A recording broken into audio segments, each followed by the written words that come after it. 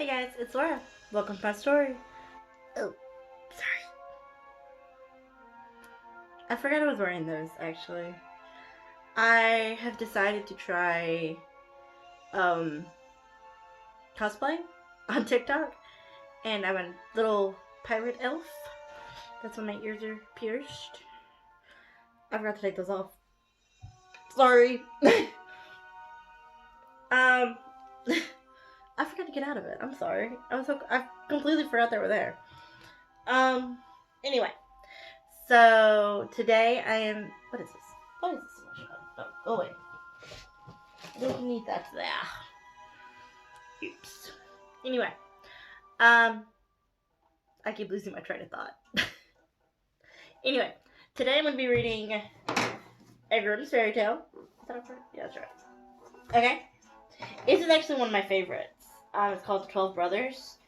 And it is actually going to be one of the longest ones that I'll read. On here is 1, 2, 3, 4, 4.5 pages. So it's actually going to be one of the longest that I read on here. I'm looking forward to it because I really do like the story. Let's get into it. Okay, the 12 brothers. There were once on a time, a king and queen who lived happily together and had 12 children, but they were all boys. Then the king said to his wife, "If the 13th child, which thou art about to bring into the world, is a girl, the 12 boys shall die, in order that her possessions may be great, and that the kingdom may fall to her alone." He caused, likewise, 12 coffins to be made, which were already filled with shavings, and in each lay the little pillow for the dead. He had them taken into a locked room, and then he gave the queen the key of it, and bade her not to speak of this to anyone. The mother, however, now sat and lamented all day until the youngest son, who was always with her, and whom she had named Benjamin from the Bible, said to her, "Dear mother, why art thou so sad?" "Dearest child," she answered, "I may not tell thee." But he let her have no rest until she went and unlocked the door, and showed him the 12 coffins, ready filled with shavings. Then she said, "My dearest Benjamin, thy father has had these coffins made for thee and thy 11 brothers. For if I bring a little girl into the world, you are all to be killed and buried in them." And as she wept while she was saying this, the son comforted her, and said, "Weep not, dear mother, we shall save ourselves, and go hence." But she said, "Go forth into the forest with thy 11 brothers, and let one sit constantly on the highest tree which can be found, and keep watch, looking towards the tower here in the castle. If I give birth to a son, I will put up a white flag, and then you may venture to come back. But if I bear a daughter, I will hoist a red flag, and then fly hence as quickly as you are able, and may the good God protect you. And every night I will rise up and pray for you. In winter, that you may be able to warm yourself at a fire, and in summer, that you may not faint away in the heat." I'm going to be drinking a lot of water, this one. I already know it.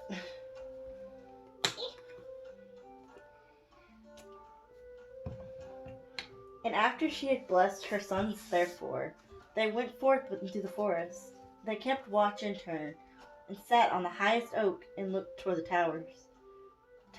When 11 days had passed, and the turn came to Benjamin, he saw a flag was being raised. It was, however, not the white, but the blood-red flag, that which announced that they were all to die.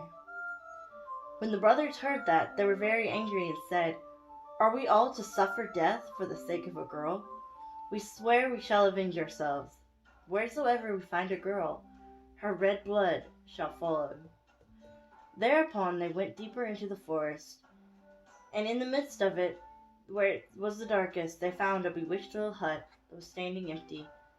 Then said they, "Here we will dwell, and thou, Benjamin, who art the youngest and weakest, thou shalt stay at home and keep house. We will go out and get food." Then they went into the forest and shot hares, wild deer, birds, and pigeons, and whatsoever there was to eat. This they took to Benjamin, who had to dress it for them, in order that they might appease their hunger.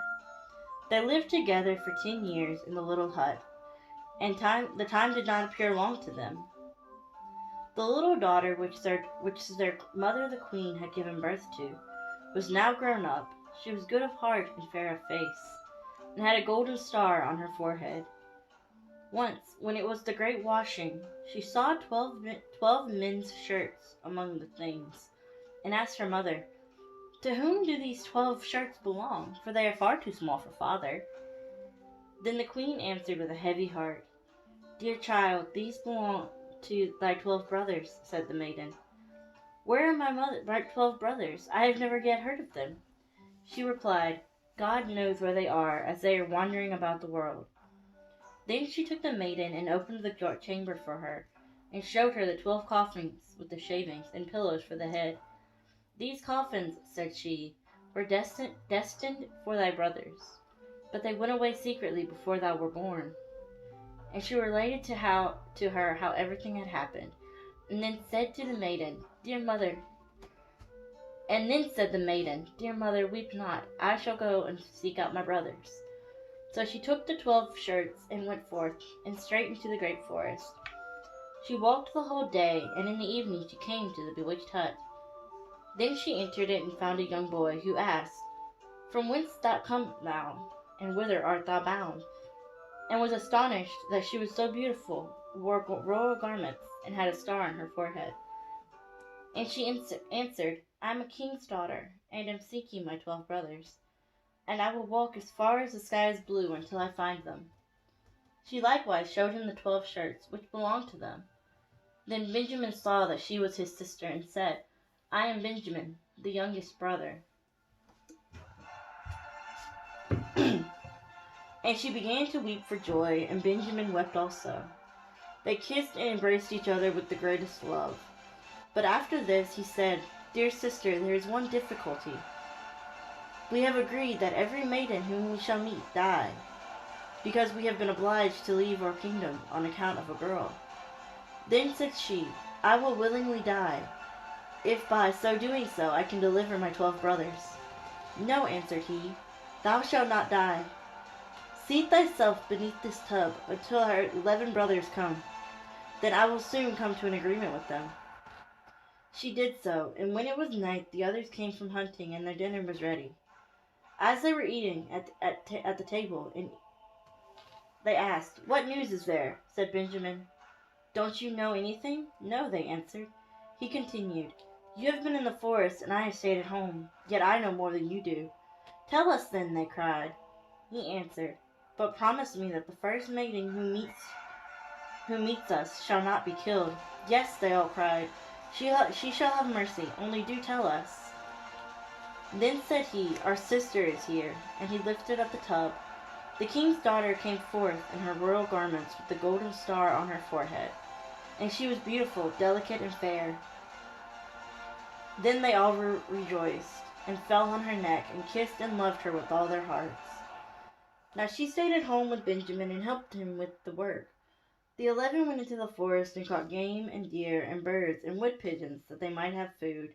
And the little sister and Benjamin took care to make it ready for them. She sought for the wood for cooking and herbs for vegetables, and put the pans on the fire so that dinner was always ready when the 11 came. She likewise kept order in the little house, and put beautifully white, clean coverings on the little beds. And the brothers were always contented, and lived in great harmony with her. Once on a time, the 2 at home had prepared a beautiful entertainment, and when they were all together, they sat down and ate and drank and were full of gladness. There was, however, a little garden belonging to the bewitched house, and wherein stood 12 lily flowers, which are also called students. She wished to give her brothers pleasure, and plucked the 12 flowers, and thought she would present each brother with one while at dinner. But at the self-same moment that she plucked the flowers, the 12 brothers were changed into ravens, and flew away over the forest. The house and garden vanished likewise, and now the poor maiden was alone in the wild forest. When she looked around, an old woman was standing near her, who said, "My child, what hast thou done? Why did thou not leave thy 12 white flowers growing? They were thy brothers, who are now forevermore changed into ravens.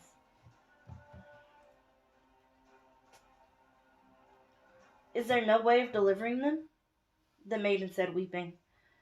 No, said the woman, but there is but one in the world, and that is so hard that thou wilt not deliver them by it. For thou must be dumb for 7 years, and may not speak or laugh. And if thou speak one single word, and only an hour of the 7 years is wanting, all is in vain, and thy brothers will be killed by the one word. Then said the maiden in her heart, I know with certainty that I shall set my brothers free, and went and sought a high tree, and seated herself upon it, and span, and neither spoke nor laughed. Now so it happened that a king was hunting in the forest, who had a great greyhound, which ran to the tree on which the maiden was sitting, and sprang about it, whining and barking at her. The king came by and saw the beautiful king's daughter, with the golden hair star on her brow, and was so charmed by her beauty that he called to ask her if she would be his wife. She made no answer, but nodded a little with her head. So he climbed up the tree himself, carried her down, placed her on his horse, and bore her home. Then the wedding was solemnized with great magnificence and rejoicing, but the bride neither spoke nor smiled. When they had lived happily together for a few years, the king's mother, who was a wicked woman, began to slander the young queen, and said to the king, This is a common beggar girl whom thou hast brought back with thee. Who knows what impetuous tricks she practiced secretly? Even if she be dumb and not able to speak, she might still laugh at for once. But those who do not laugh have bad consciences. At first the king would not believe it, but the old woman urged this so long and accused her of so many evil things, that at last the king let himself be persuaded and sentenced her to death. Now a great fire was lit in the courtyard in which she was to be burnt. And the king stood above at the window and looked on with tearful eyes, because he still loved her so much. And when she was bound fast to the stake, and the fire was licking her clothes with its red tongue, the last instant of the 7 years expired. Then a whirring sound was heard in the air, and 12 ravens came flying towards the place and sank downwards. When they touched the earth, they were her 12 brothers whom she had delivered. They tore the fire asunder, extinguished the flames, set their dear sister free, and kissed and embraced her. And now, as she dared to open her mouth to speak, she told the king why she had been dumb and had never laughed. The king rejoiced when he heard that she was innocent, and they all lived in great unity until their death. There is a couple more lines. It tells what happens to the wicked mother. I am not gonna read those. I do want to keep this kind of kid-friendly, and that's not kid-friendly. So, that's not going to be read. But I just felt like that was a good one to read today.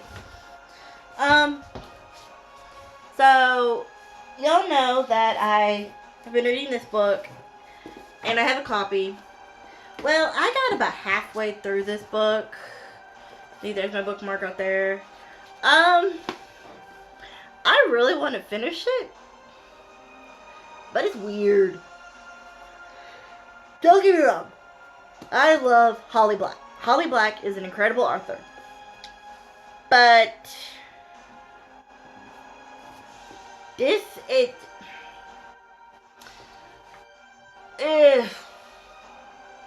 weird.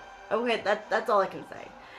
It's good, it's well written, I can't finish it. I want to, but the further I get into it, I'm confused. So, I will read more of Holly Black's stuff. I actually have one in my, what is it called? In my books, my Barnes & Noble, cart on computer. But I can't finish this one. It's giving me weird dreams. I can't do it. That's why I can't read horror. I can't read the horror stories. I can't read mysteries like that. I get nightmares. Like, I got nightmares from Supernatural. Watching the show, it was great. I think about 7 episodes in, and I woke up, and my husband, who was actually right beside me, looked like he was over in the other corner. I couldn't do it. So, that kind of stuff, just like, thank you. Anyway, in honor of Stephenie Meyer's new book, Midnight Sun, coming out Tuesday, I'm definitely going to get it. I have decided to reread the Twilight series. And because I just got... Can I get to it? Because I just got this one, I am excited to reread them. I'm going to read Life and Death last, before I read Midnight Sun. Because if you've read it, you know that it goes in a completely different direction. It actually ends in a completely different way than Twilight. So, excuse me. Good on that. I do have a little book haul that I want to do really quick. As y'all know, well, y'all might not know. I don't know if y'all know. The Books A Million that is closest to my house, about 2 hours away. It's in Jackson, and I live about 2 hours away in literally the center of the state of Mississippi. So I'm 2 hours north of Jackson. The Books A Million in Jackson is closing, and they officially close in January. So right now, the whole store is closing. So everything in the store is right now 20% off. Or 20 to 30% off. I'm not sure. So I will probably be doing a lot of book hauls in the next few months from Books A Million. And I'm really excited about it. But I got 2 books the other day because I got a couple other stuff. My husband and I love playing board games. I got a Super Mario Monopoly game. And I got my mom a birthday present, which was a little mug. Because her birthday was last week. But I did get 2 books for myself. I got this one. Mirror, Mirror. It is What If the Queen Poisoned the Prince? I'm actually really excited to read this one. I'm really excited to read that one, like, really. And then the other one I got is just one that I saw. So I'm trying to get it off my bookshelf. Is one I saw, and the back of it just sounded so cute. And then when I read the blurb on the inside, I'm like, yes, I want to read it. It's called Ever Cursed. There's a little poem on the back that I want to read to you. Once upon a time, there were 5 enchanted princesses, 1 witch in search of justice, 1 queen trapped in a glass box, and a quest to find. A clock from the oldest, a tear from the saddest, a lock of hair from the most beautiful, a crown from the richest, to break the curse. But the kingdom of Ever is under a spell far more threatening than cast by any witch. Sounds so good! From what I can tell, this is like a feminist princess book. I'm really excited. And actually, I have my little... What did I drop? One of my books fell. I'm sad. I have my to-be-read list for July, August, and September. Because I did this at, like, the end of August, there's only, 2 books written off. And it is actually The Sea of Monsters and from Rick Riordan and The Darkest Part of the Forest. I'm currently reading The Titan's Curse for, my Percy Jackson series. But I have 20 books. I'm giving myself 20 books for 3 months. So, I'm doing pretty good so far. I think I am. But like I said, I'm going to reread Twilight this week in honor of Midnight Sun.